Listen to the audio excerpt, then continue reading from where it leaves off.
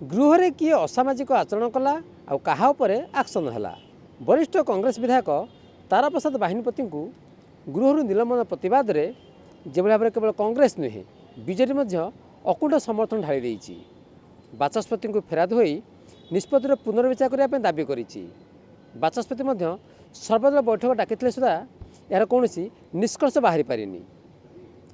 से नारी निर्यातना प्रसंग में विधानसभा द्वितीय पर्याय अधिवेशन आरंभ ही कांग्रेस अड़ी बसी मोहन सरकार जेपर्यंत एने कौन स्पष्ट नीति आनी ना कठोर एक्शन नहीं ना से पर्यंत कांग्रेस निज जिद में अटल रहे बोली स्पष्ट कर देछि।